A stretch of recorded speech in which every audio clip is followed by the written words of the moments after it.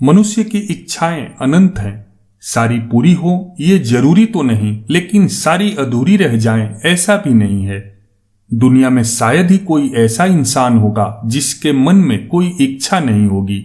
संसार में ऐसे भी लाखों लोग हैं जिनकी अधिकांश चाहतें पूरी हो जाती हैं, लेकिन इसके उलट करोड़ों लोग ऐसे हैं जिनकी ज्यादातर इच्छाएं लाख कोशिश करने के बाद भी अधूरी ही रह जाती हैं।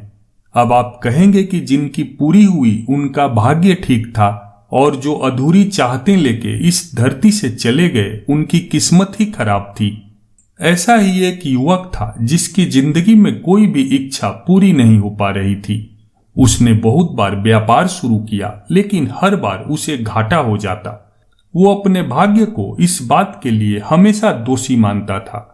अपनी जिंदगी से वो निराश और परेशान हो गया था, और अंततः एक दिन वो हार मानकर आत्महत्या करने का निर्णय लेकर नदी में कूदने के लिए चला गया। जब वो नदी में छलांग लगाने ही वाला था कि उसके कानों में एक आवाज सुनाई दी। वहां एक महात्मा जी आवाज लगा रहे थे कि जो चाहोगे सो पाओगे, जो चाहोगे सो पाओगे। आवाज सुनकर वह महात्मा जी के पास चला गया। उसने पूछा, महाराज, आपको मैंने जो चाहोगे सो पाओगे कहते सुना, क्या आप मुझे वह दिला सकते हैं जो मैं चाहता हूं? महात्मा जी ने मुस्कुराते हुए कहा, हाँ बेटा, तुम जो कुछ भी चाहते हो मैं उसे जरूर दिला सकता हूं। तुम्हें जो चाहिए सब प्राप्त करा दूंगा, बस मेरी एक शर्त है।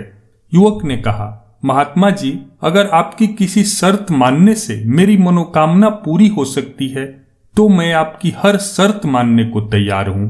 बस आप मेरी अधूरी इच्छाओं को पूरी होने का कोई रास्ता बताएं, क्या करना होगा मुझे?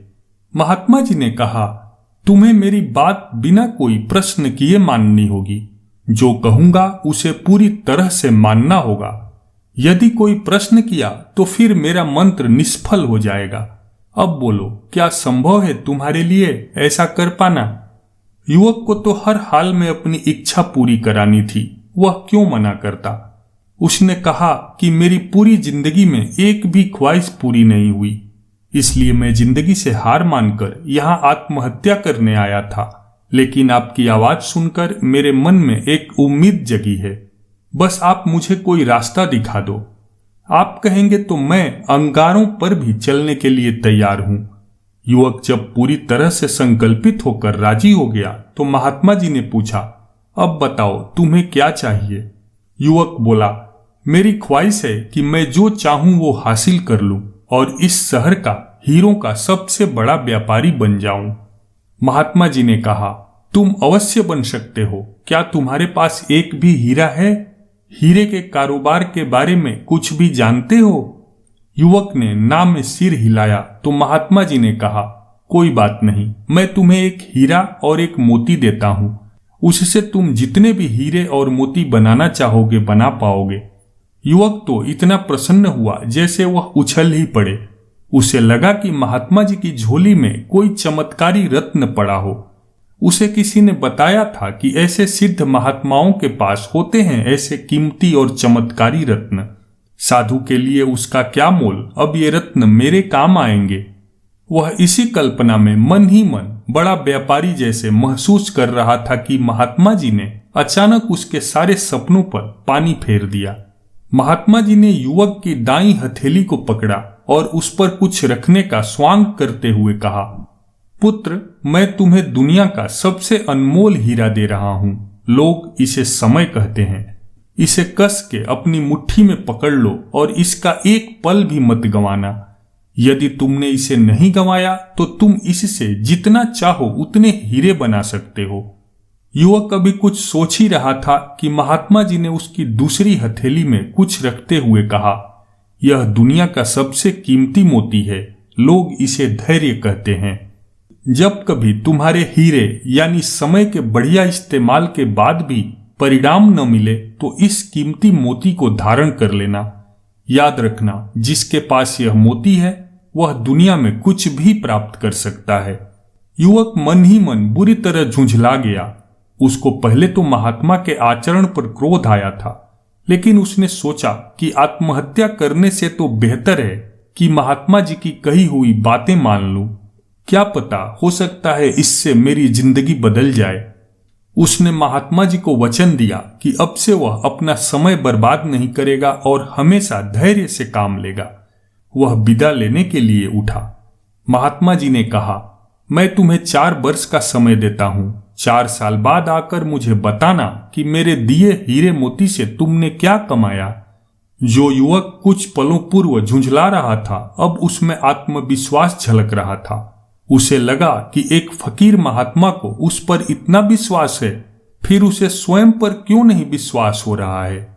उसने महात्मा जी के चरण छूकर आशीर्वाद लिए और हीरों का व्यापारी बनने के निश्चय के साथ वहां से चला गया। वो शहर गया और उसने एक हीरे के व्यापारी के यहाँ काम करना शुरू किया। अपनी मेहनत और ईमानदारी के बल पर व्यापार की बारीकियां सीखने लगा।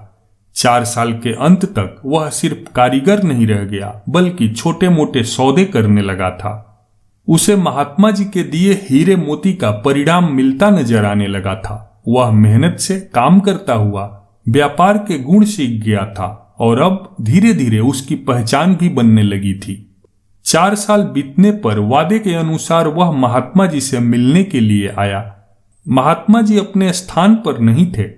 उसने उनके शिष्यों से पूछा तो पता चला कि महात्मा जी का तो देहांत हो चुका है। शिष्यों ने बताया कि महात्मा जी ने मरते समय तुम्हारे लिए घड़े में कोई संपत्ति छोड़ रखी है, वह लेकर जाओ।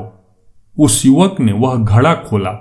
घड़े में कागज के एक टुकड़े पर लिखा था, तुम कारोबार सीख चुके हो, धन की भी कोई कमी नहीं है तुम्हारे पास अब, और धीरे धीरे तुम्हारी सभी इच्छाएं भी पूरी हो रही हैं। अब एक चीज तुम्हारे पास से लुप्त होने वाली है, वह है संतोष। इसलिए मैं तुम्हें तीसरा रत्न संतोष देता हूं। इसे अपने साथ गांठ बांध कर रख लो, बहुत बड़े व्यापारी बनोगे। महात्मा जी के 3 रत्नों की सहायता से वह युवक एक दिन हीरे का बहुत बड़ा व्यापारी बन गया और उसकी अधिकतर इच्छाएं पूरी होने लगी। मित्रों, ये नियम हम सभी पर लागू होते हैं। यदि हम समय का सही उपयोग करते हुए धैर्य के साथ सही दिशा में अपना कर्म करेंगे तो निश्चित ही हमें वो सब हासिल होगा जो हम पाना चाहते हैं।